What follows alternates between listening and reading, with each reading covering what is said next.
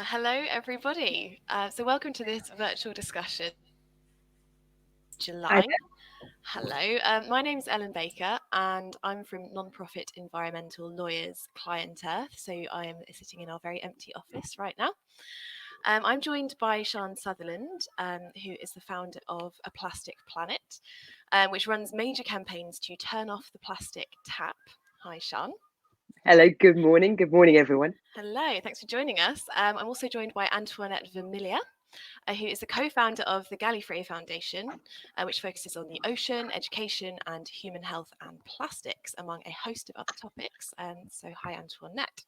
Hello, everyone. Good morning. Hello. And finally, I'm joined by our very own Tatiana Lujàn, who is ClientEarth's resident plastics expert and an excellent lawyer. Hello, Tatiana. Hello. Hello. So it feels like a very crucial time to be talking about plastics. It's been a discussion, obviously, in the mainstream media for a very long time. I feel like that reached a bit of a crescendo around David Attenborough's campaign, particularly in the UK, which made using plastic straws right. But I feel like particularly this year, as the coronavirus pandemic has hit, we're at a real strange crossroads. It feels like we've maybe gone back a few steps as we make potentially very crucial decisions for hygiene reasons. We're almost being told to opt for disposable items. The lobbies are at work, lobbying back against these plastic bag bans that have come in, and there's a lot of conflicting information out there. So I want to open up these issues today in our chat. So I'm now going to turn to our panel of experts, who I'm absolutely delighted could join us today, and I really want to dig into some of these issues over the next half an hour or so. So, Siân, I hoped you could start us off with an overview of where you think we're at globally with plastics. How are we making inroads into fighting against plastics and bringing single-use plastics use down, or how would you describe it? I wish I could say we were, but the reality, I'm afraid, is far from that. So much as there is a massive amount of noise about plastic that we're all very conscious of. And as you said, it's been really 3 years, I think, since the majority of the Western world particularly started to wake up to this disaster that we have caused through our addiction to plastic. And in that 3-year period, we've had an enormous amount of pacts and pledges and promises, and not a day goes by, certainly pre-pandemic, where plastic wasn't in every single UK newspaper. And yet, very little has actually changed. And plastic production, instead of us reducing, all those pacts and pledges and promises are actually just pushing the problem further down the road. Very little change is happening now. And the reality is, instead of reducing plastic at source, we double down. And the Greenpeace stats tell us now that we are actually looking to quadruple plastic pollution within the next 10 years. So let us not kid ourselves. All of this chat is not action, and things are going to get a lot worse before they get better. So webinars like this today are very, very important for us to start telling the truth, because we have to ask ourselves right now, when we think that we're making change happen, who are we lying to? Excellent points raised, and a very alarming statistic. I feel like most people who've been listening to, as you say, these pacts and pledges are going to think, great, it's downhill from here, we're phasing it out, great, what's the next problem? But actually, as you say, we might just be looking at the beginning, which is petrifying. So to look at maybe the elephant in the room, the coronavirus, we've seen struggles to get our hands on PPE. We've seen people encouraging us to use gloves, masks. Obviously, masks are now mandated, I think quite rightly, in a lot of countries. But how does that look in terms of plastic waste? And is there an alternative to single-use PPE? I wondered if, Antoinette, you might be able to speak to that a bit. Thank you. Yeah, well, obviously this is very, very alarming for us because it's a convergence of trying to protect and also trying to find solutions. And the priority at the beginning was obviously we have to protect everyone. And in a way, the knee-jerk reaction was let's use what's out there, which are the medical masks that we know, the single-use masks. But what has concerned us is that there's been an evolution of information and counter-information. So we actually, with a group, Break Free from Plastic, have spearheaded a task force to see what can we do about this, what can we sort out, so that the general consumer, not a person who is a medical care worker or someone who's working with people, what can they do that will fulfill protection, but also will keep them safe? And so obviously the first thing we looked at was gloves. So many people, particularly older people, I'm sorry, I don't want to be age specific, but it really is very much, they see doctors and nurses wearing a reusable, a medical mask and gloves. And so what's the normal thing? Well, if they're using it, that's the normal way to go. The problem is that gloves are actually very misleading. You can actually end up spreading the virus more easily than you would protecting yourself. So we're trying to promote a campaign which will be launching soon, washing your hands frequently in soapy water. That's all we need to do. It's what our parents used to tell us when we were little. And carrying with you a reusable hand sanitizer, because obviously if you're in an airport, you're not necessarily going to be able to do that. Then we went and tackled disposable and reusable masks. And the key element to understand is that if you are not at risk, if you do not have coronavirus, what you should wear is a reusable mask, because therefore you are protecting yourself in case you do from infecting someone else. So it's very different. A doctor will wear a mask and they will wash their hands before they put it on. They'll use it for that particular purpose and then they'll take it off. We're not doing that. We're putting it on. We go on the bus, we go out, we do our shopping, we touched everything, we come back. How many of us have ever washed our hands putting on a mask or taking it off? I don't think anyone knows. So what it is trying to promote different, to explain the reasons why a reusable mask is so much more important, because not only is it serving the purpose for which it's meant to do if you are not at risk, secondly, it's the environment. And we are seeing everywhere a absolute tsunami of medical masks disposed everywhere. And of course, what are you going to do? If you're walking, I'm a plogger. I go jogging, I pick up rubbish wherever I go. What do I do if I see a mask? I'm not going to touch it. And no one's going to touch it. So it's staying there. And so we are headed for a huge problem. So the point is, we're trying to promote the use of reusable masks wherever possible, where it's appropriate, following WHO and CDC guidelines. And then the other part that we're trying to do is promote ways of cleaning or sterilizing it. I can't say sterilizing, sanitizing it, so that sometimes you might use your mask and then you just need to make sure there's no virus on it. So they're different means. And we've been working with medical experts in the UK, US, and around the world for that. That's great. That's basically it. Yeah, I think obviously in a care setting, in a hospital setting, they've got their own guidelines to stick to. You know, they've got materials that they're recommended to use, that's fine. But that's actually proportionally, in terms of the PPE that gets used, I think if everybody is using a mask that's disposable every day, that's just going to be thousands and millions across the planet, right? Do you know, have you heard any statistics on how many that Yeah, we worked it out. It's 3,000 trillion masks will end up in the environment basically at the end of 1 year. If everyone wore a medical mask every day for a year. That makes me feel incredibly busy. Sean will be very happy to point out the recycling statistics of plastic anyway, which is 9%. So you can see how much is going to be in the environment. Yeah, that's a disaster waiting to happen, isn't it? So yeah, I think reusable masks in a personal setting, stick them in the washing machine, it's going to kill the germs off. Sounds like a plan. You don't even need to put them in the washing machine. This is the thing.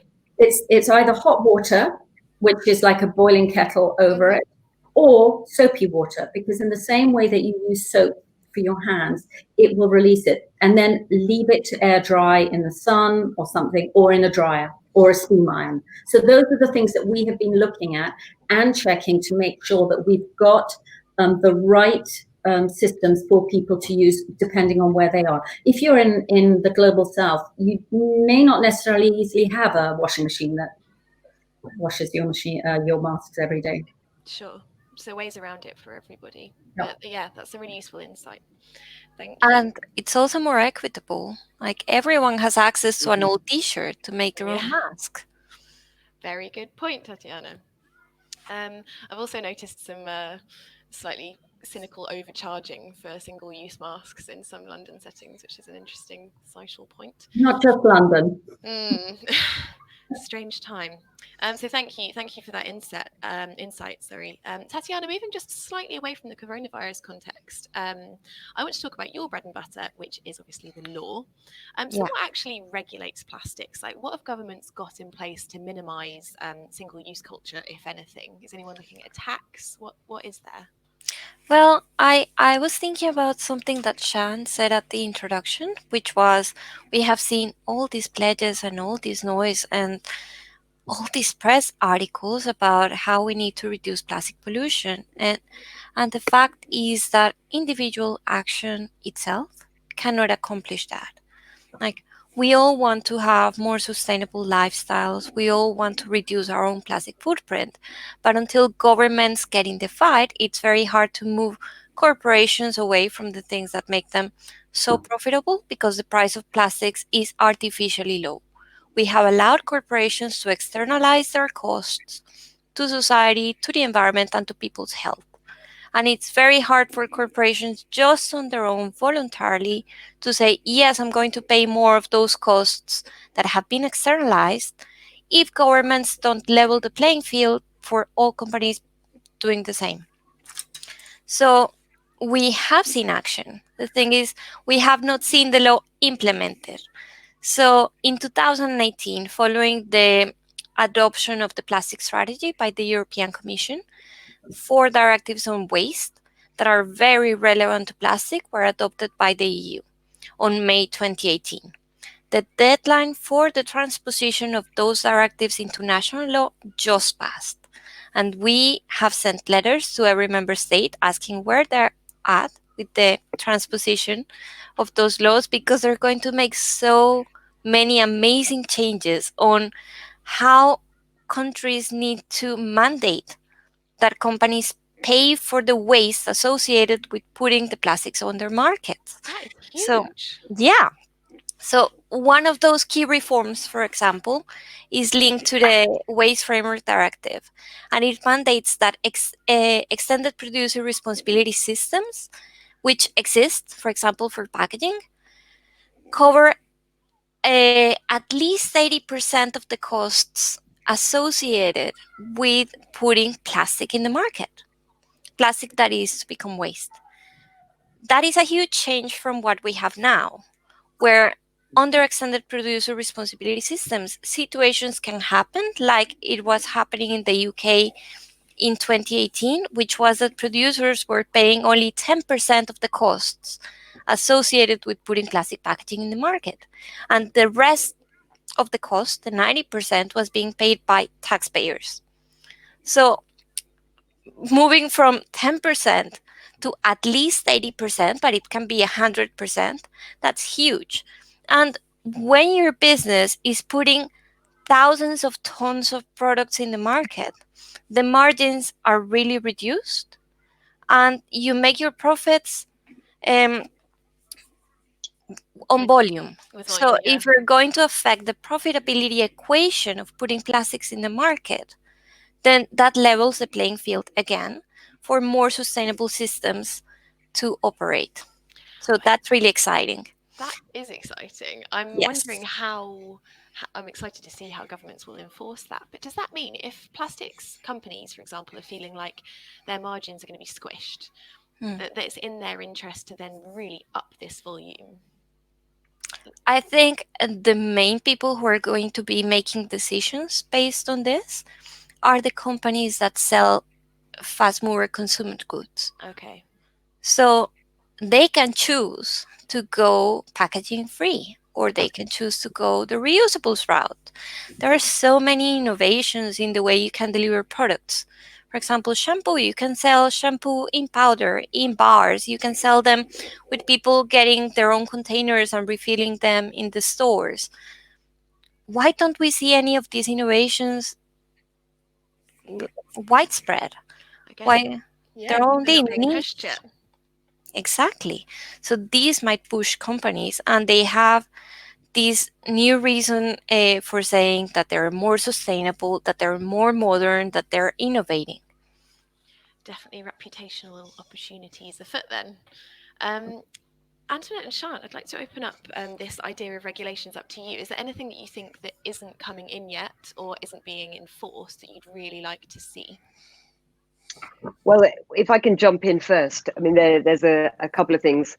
One is just to express, I'm sure we share this together, our extreme disappointment in the delay that in the ban on certain single-use plastic items that the UK government allowed to happen, taking it from April to October this year. And I have to say, I mean, really shame on our government for being weak and listening to the fossil fuel lobbyists and thinking that bizarrely we couldn't cope with the pandemic. The NHS couldn't survive unless we could still have plastic straws and plastic cotton buds. And these things, they're tokenistic. They are a tiny tip of a plastic iceberg, but it was an important symbolic ban. Yeah. And to push that back 6 months, and congratulations to European Parliament for not pushing it back and saying there is no connection. And in fact, the connection actually goes towards, we should have done this earlier, rather than in fact pushing it back. So we need that to happen, and we need that not to be watered down. And October is now the date for that to happen in the UK.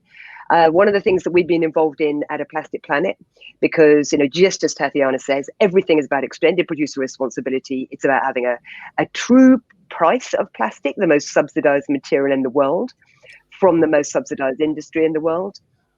EPR is going to take us a step towards that. We must ensure it isn't watered down, because plastic couldn't be cheaper than it is right now, obviously with oil and negative pricing as it is right now. And the other thing that we've been pushing for is we raised an early day motion in UK Parliament in January 2019, asking for an outright ban on the export of our plastic waste to developing countries. Because you will be well aware, there's been many exposés on BBC and many other media outlets on the truth of where our plastic waste is going. And you and I may rinse out our yogurt pot and pop it in what we think is the right recycling bin, thinking that's the limit of my responsibility. But now we know the truth of what is happening to our plastic and our waste, and the fact that historically it was all being shipped to China, and now then it was being shipped to Malaysia and Myanmar and Mozambique. And shame on us, a rich country like the UK, and we are not alone in the West. We are not alone. Everybody is exporting their waste. We are still sending over 60% of our plastic waste to some of the poorest people on the planet, or to countries that may well not be considered developing countries. Turkey is taking a ridiculous amount of our waste. Almost 200 huge shipping containers of UK plastic waste every single day is exported. Every day is exported to Turkey. Nobody's talking about it. They do not have the infrastructure to deal with it. It's the worst of waste imperialism. So these are when we talk about the levers of change, I am a passionate believer in, we need laws. And we need to make this for industry, who will not police itself, which is why we see pacts and pledges and promises that extend to 2040. It's impossible for them. And particularly, I feel now, as an entrepreneur, I have sympathy with business, who is coping with extraordinary difficulties right now with the pandemic.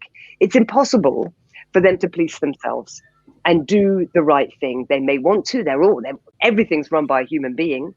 But the reality is, with the stakeholder needs, it's very, very hard. So we need laws. It needs to be a have to, not a nice to. And that's when we will see change happening.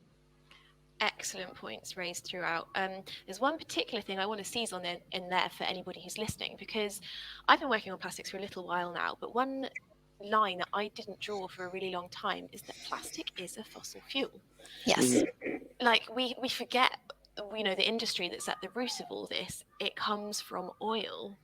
And I just wonder, thinking about the squeeze that's on, for example, the oil industry through the movement towards electric vehicles. Maybe they're feeling a little less relevant. The gas lobby is obviously hard at work saying how clean gas is compared to everything else, apart from renewables. But I just wonder, do you think, is there any of you, maybe Tatiana, you want to speak to the idea of oil and gas perhaps having a little worry and thinking about plastics as a long-term route to success? Yeah, so with the Paris Agreement, all these oil companies saw that their profits were on the line and that their business was going to expire. It was going to stop being profitable really soon. So they decided the best thing they could do was, instead of converting to, for example, sustainable power and energy companies, they decided, let's just transform all these fossil fuels into petrochemicals, which are then used to produce plastics. The process for transforming fossil fuels into the building blocks of plastics is incredibly climate intensive. So you need to use enormous amounts of energy to use the heat and pressure required to break these fossil fuels into, for example, ethylene, propylene, which are then the building blocks of plastic. And across the supply chain, you also have methane leaks. Then once you crack those fossil fuels into the gases or raw materials for plastic, and then you transform those into plastic pellets, then you have leaks of pellets in the supply chain for producing the plastics. And there are many chemicals that Antoinette, I'm sure, can talk about in the process that are really toxic for people. So not just carbon emissions come out of these industrial processes, but also other emissions that are noxious for people and for the environment that are close to these production facilities. And then once the plastic you have produced and used, for example, for single-use applications becomes waste, it goes to an incinerator or to the environment or to open burning or landfill, and then releases again the carbon that was captured in the structure of the plastic. So there is no carbon reduction. So when you supply chain is essentially just carbon from start to finish, amongst you many just other... delay, you introduce some stages between the fossil fuels being extracted and the fossil fuels being burned, but you use a lot of energy in the process as well, and you create a lot of environmental impacts, and in the end that carbon is going to be released. And what's so interesting to me, exactly as Tatiana says, the amount, how carbon intensive, how emission intensive that whole life cycle of plastic is. And yet we work a lot with industry, with brands. And I hear so many sustainability advisors who are telling the likes of some of the biggest luxury brands in the world, the problem is that plastic is so light on carbon. And therefore, we can't use some of the materials that of old, like glass and metal and even wood. And they will say, no, because the life cycle analysis of plastic it's the lightest carbon footprint. And all they really are talking about is this little bit from factory gate to perhaps momentarily becoming a piece of packaging. And never have I seen a life cycle analysis that includes the beginning, from the minute it is extracted from the ground, the toxicity that produces, all the way through to its never-ending end of life. So therefore, where is a life cycle analysis with an end of life? It all still exists unless it's been burnt. And as Tatiana says, the greenhouse gases, the carbon that is produced through the incineration of plastic.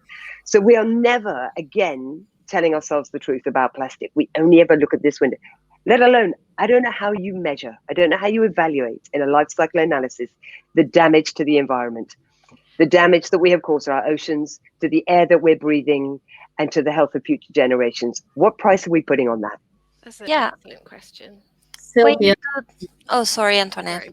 No, I just wanted to qualify that. Sylvia from Mission Blue says, there's no green with no blue. And the problem is that one of the things scientists have discovered, is that plastics in the ocean, as they degrade, release toxins that are killing the phytoplankton that produce our oxygen.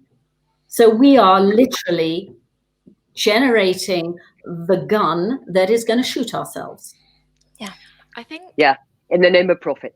Yes, Oh, for some people. Squeezing every last drop. Yes, exactly. It's fascinating what you say about that selective measurement that just completely discounts the rest of it. Antoinette, I wondered, I've been doing a lot of reading recently about Cancer Valley. And for anyone who's listening or watching that hasn't heard of this is essentially Louisiana mainly, but a lot of the southern states of the US, where there's an intense cluster of refineries that turn gas and put it through these procedures that Tatiana was mentioning and refine it into the ingredients for plastic. And such harmful chemicals are released as part of this process that there's an absurdly elevated rate of really terminal health problems, which, and this is becoming a horrendously predictable trend, disproportionately affect Black and Hispanic communities in America. And I wondered if you could talk us through, I think that is the tip of the iceberg of the plastics health problems. So I just wondered if there's any other points you want to raise on plastics and health. So I will tell you, our organization is essentially a marine conservation organization. And I started investigating the effects of microplastics in the ocean and then started following up upstream. And along the way, there were a few major revelations that I, as an individual, despite thinking I was, relatively in the know about things, I had no idea how damaging plastic is from the beginning to the end. So you talk about, let's start at the processing and extraction points, which, as you say, it's a social injustice issue, which is not just Louisiana. In the Nigerian Delta, since the 1960s, it has been used as a dumping ground. It was a beautiful mangrove area from years before that. And then they discovered oil, and it has basically become political instability because villagers have been trying to fight back for years. The sicknesses, the cancers, this is not just, it's coincidental. This is actually correlated to the amount of releases, emissions that are going on. And as you know, in the US now, the new EPA has decided to stop monitoring those emissions or lower those standards. So there's technically, it's doing fine. So this is where we have a problem, which is political, which is actually deliberately targeting poorer and minority communities because they cannot fight back, to the benefit of bigger corporations or societal tranches where they have greater wealth, because they're going to have the power to fight back. So there's a huge social injustice that is involved with plastics. That starts at the beginning, and as Tatiana and Siân have said, at the end, because it's plastic waste litter pickers who are having to go through and sort out all of these plastics. And in some countries, like in India, if the waste pickers complain about their conditions, the municipality will switch off their water supply until they get back to work. So you have a lot of bullying tactics that are going on. So this is the social injustice part, and I'm just touching like a butterfly on some. These are deep dives. The other part, though, which I think concerns all consumers and which we all need to be aware of, and I had no idea, is that in order to make plastics, the processes that Tatiana described, when you get to making your basic plastic polymer, after that, you want to make one that's soft, like the Sophie giraffe that babies all suckle on, or you want to have your plastic bottle, or you want a rigid bottle. You have to add chemicals and add plasticizers to these. Those you will now hear the words that you have heard a lot, but not made the connection: phthalates and bisphenols, BPA. So let's just take an example about BPA. BPA used to be in our plastic bottles, particularly for baby bottles. And what happened is that scientists started raising this issue, and they said BPA is really bad. So now you see things that are BPA-free, but they're not bisphenol-free. So what happened is the companies, the petrochemical companies, went back to their engineers and went, okay, we're going to fulfill today, of it not to be, that's really alarming, to be BPA free. But what they did is they just tinkered with the molecules. So the thing about bisphenols and phthalates is that these are endocrine disruptors. Endocrine disruptors are chemicals that imitate our hormones.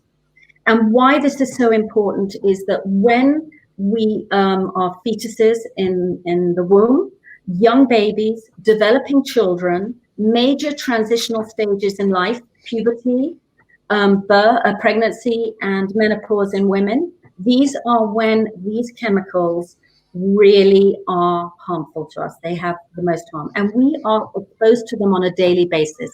Every time you touch a receipt from a shop, they are coated in a thermal layer which contain bisphenols.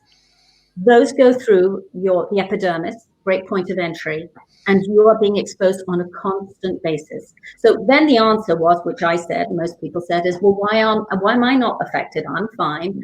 And in a way, it is absolutely true. But you have to understand that macro dosing, on which all standards are based, you get a huge dose of radiation, you get a huge dose of this, not good. But what we've now learned is that minor, tiny doses on a consistent basis basically add up a very, very, very tall ladder, and you don't step down. So the people who will develop cancer or will develop infertility problems, once you've passed that, it goes on. So what we're trying to do, and governments know this, there have been reports on this that have actually valued the cost to the USA annually at $338 billion a year for healthcare, lost work, lost profits, and they used the most conservative estimate. So what I'm trying to say is that plastics, and one of the other things that has come out of this is that COVID has been able to spread because we have weakened immune systems. Guess why?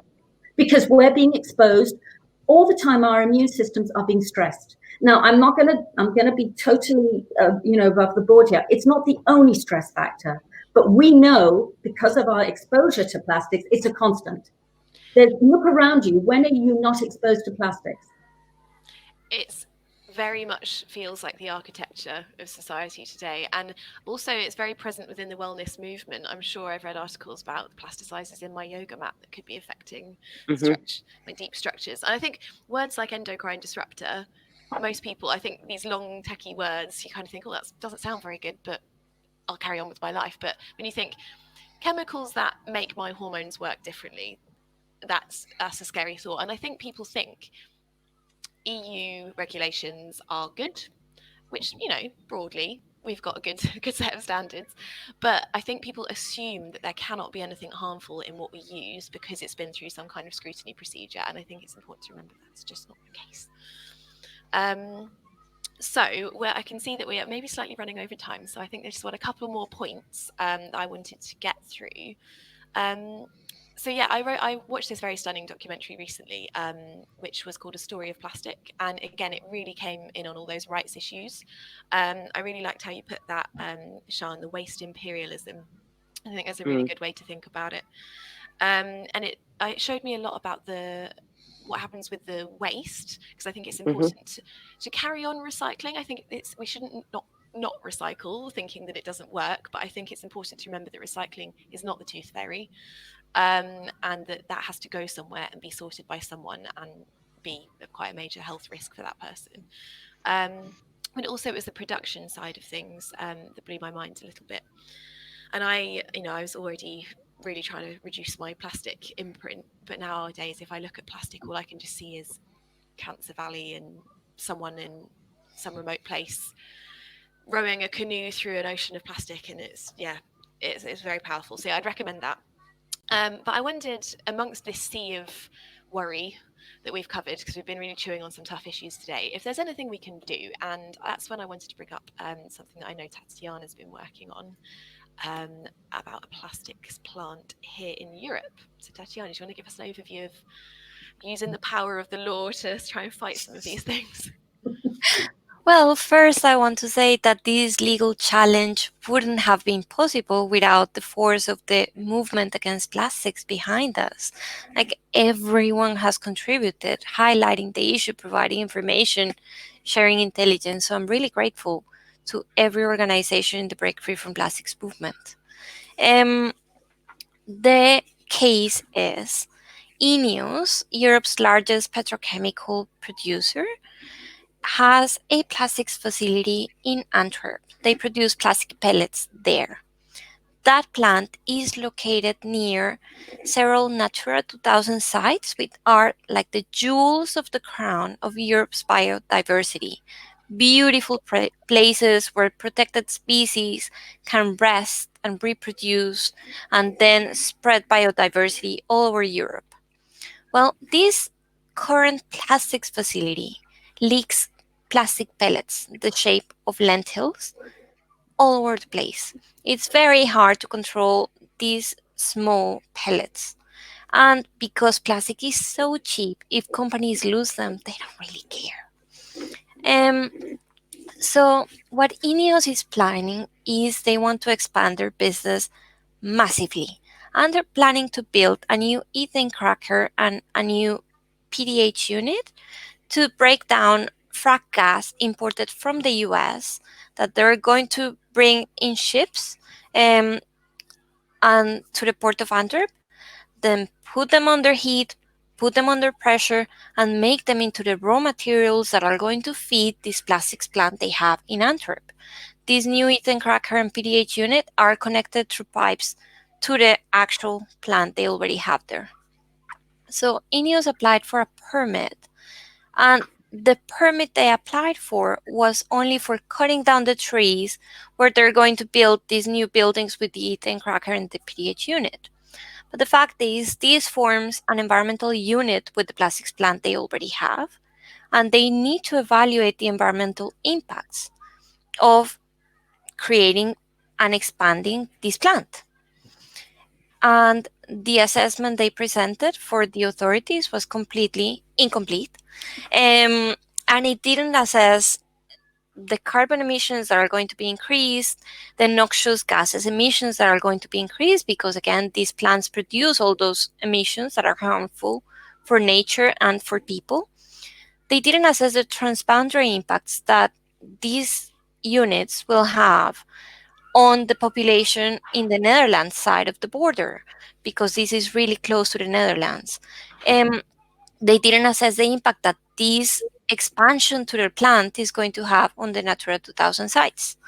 So we are challenging this decision to allow them to cut down the trees and build a plant, because we think the whole project should be assessed as one, and that all the environmental impacts of the project should be taken into account when deciding whether to allow Ineos to expand their plant or not. But this is part of, it's almost like a swan song by the petrochemical industry, trying to expand like crazy before their business stops working. And what we have seen in the last years is oversupply of the plastics production markets. So, as I said at the beginning, the petrochemical industry has a lot of vertical integration, and the same people who extract the fossil fuels then convert it into the building blocks of plastic and into plastic packaging even sometimes. And they started building plants everywhere. Lots of new plants in China, lots of new plants in Saudi Arabia, lots of new plants in the US. What happened is that they moved so fast to create new plants that they actually oversupplied the markets. And now those companies and new investments are being downgraded by rating agencies. And rating agencies are usually pretty slow to detect business risks related to environmental issues, but even they have detected the risks. So, for example, Ineos has been downgraded by S&P, Fitch, Moody's, saying they have too much debt, the markets are oversupplied, and this is not really a good business anymore. That's a really interesting point, because it feels like I've seen a lot of analysis about this, and it feels like these petrochemicals companies are putting all their great big plastic eggs in the petrochemicals basket.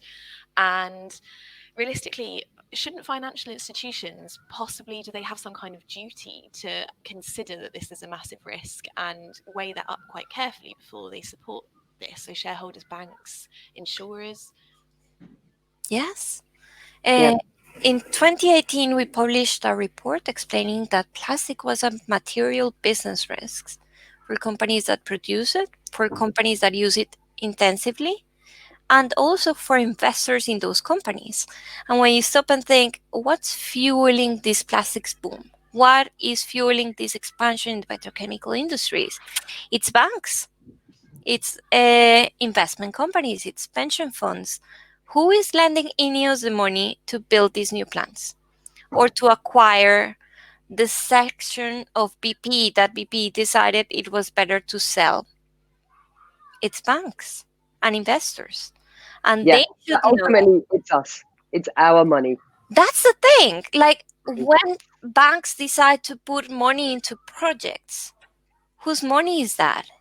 Yeah. Where does it come from? It's our money. When pension funds decide to invest in projects, whose money is that? It's our money.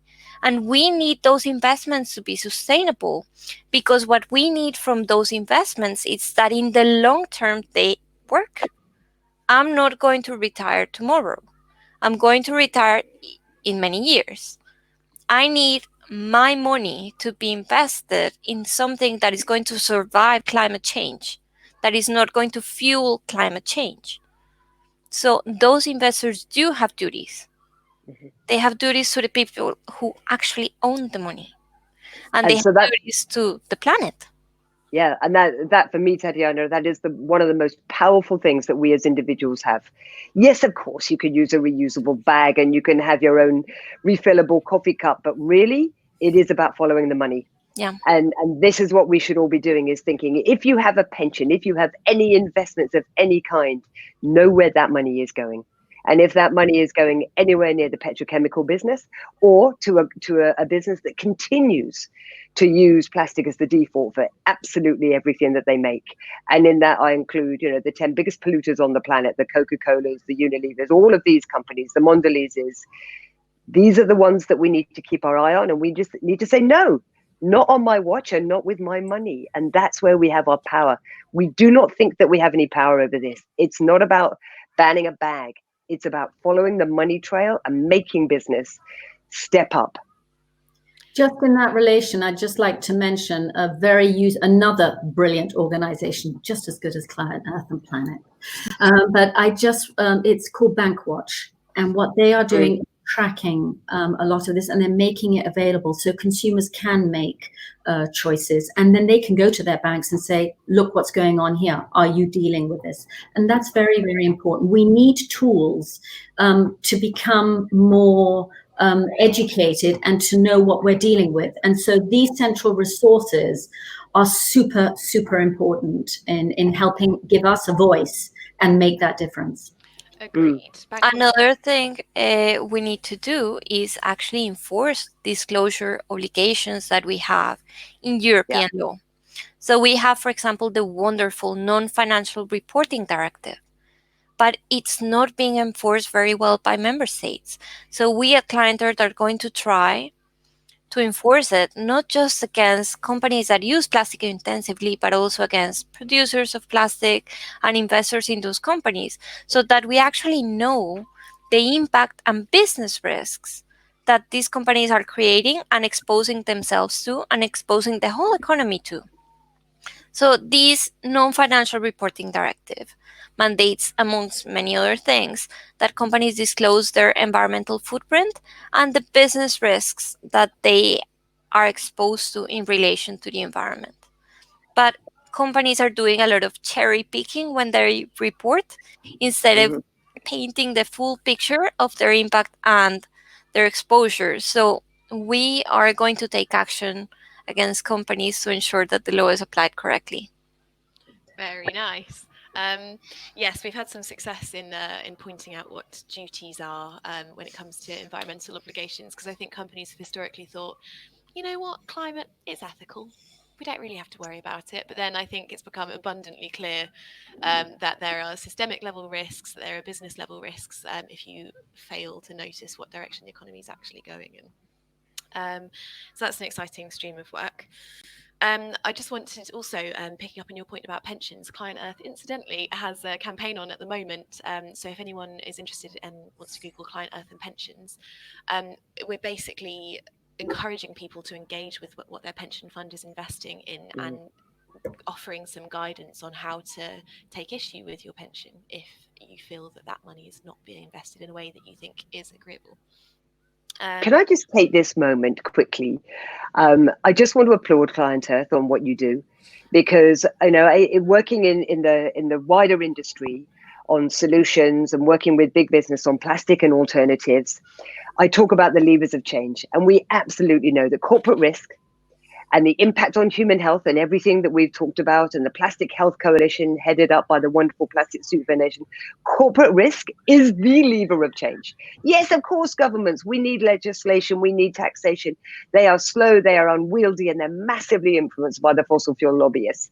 The public, completely disempowered. We buy what we are sold. Stop making it our problem. It isn't our problem. We just need to be sold different things. This is not the public's fault. The bit in the middle, industry, that's where change can happen. And this is the bit as an entrepreneur that fascinates me, where we can create impact at speed and scale. But the law is going to be that lever of change. And so everything that you guys are doing at ClientEarth makes our jobs so much better, so much easier. So thank you. Thank you. In turn, the work that you're doing makes our work so much easier. Yeah, without the changes.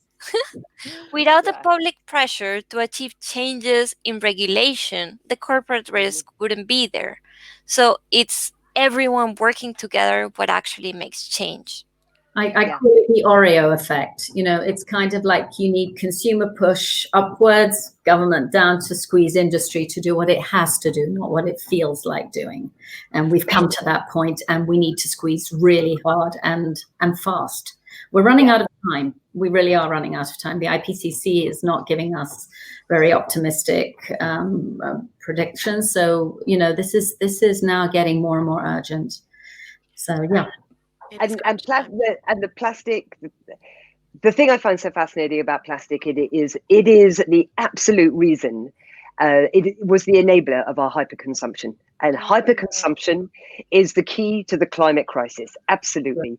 We have grown up, our generation has grown up thinking it's perfectly okay to buy something, use it momentarily, and throw it away. Disposability is created through the cheap and incredible qualities of this wonder material that we invented. And who knew that we could invent something that lives forever, that can be used in all these different ways? And instead of treating it like gold, we treat it like rubbish. And we should treat it like waste.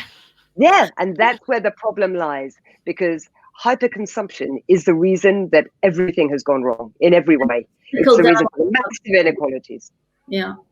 It's trickled onto other things as well. So, now we've got, instead of trying to deal with plastics, we're trying to find a substitute for a plastic that may still have the same problems. We've got to be wiser. We've got to understand that we're in a moment of a renaissance where we're looking at new systems as well as substitutes, material substitutes. But we really have got to do this more seriously. Agreed. So I'm going to start to draw things to a close here, because we've been so involved in this amazing discussion that we've run a little bit over. We've only just begun. I know, so much to say. So much. I think what I've learned today then is that plastic is a mindset. It's not just a big problem. It's not just a material. It's a mindset, and that we need some very different systems to equip us to deal with it. I think we're going to be following the money, enforcing disclosure obligations if you're Tatiana, educating business. And using, just as an individual consumer, I think we know that it's not our responsibility to full on change everything overnight, but making those wise choices where we can. If we're feeling disempowered, then just wearing a reusable mask and washing it afterwards. But yeah, I think I'm just so really happy that you guys are working on this and doing all the amazing things that you're doing. And there's, as we've briefly covered today, so much to engage with on the plastics issue. It's a social issue, environmental issue, economic issue. It's so many things. And so I'm going to leave it there, much as I'd like to carry on. But I just really want to thank you all for joining today and for giving up your time, and thanks to everybody who's watched. And if you have any questions, I think we'll be doing a lot of social media around this and can provide some contact details. And yeah, thank you very much, everybody. Thank you. Thank you so much. If I could just leave everybody with one thought, apart from you have way more power than you think, which absolutely everybody does, we have to stop thinking about the problem and we have to start talking about solutions. And we are still dwelling on the problem and we have to move on. And we are an incredibly inventive species. We can fix this, but we have to want to. And fast. Amen to that. Good night. Thank you very much. Thank you very much, guys. Bye. Bye. Bye. Bye-bye.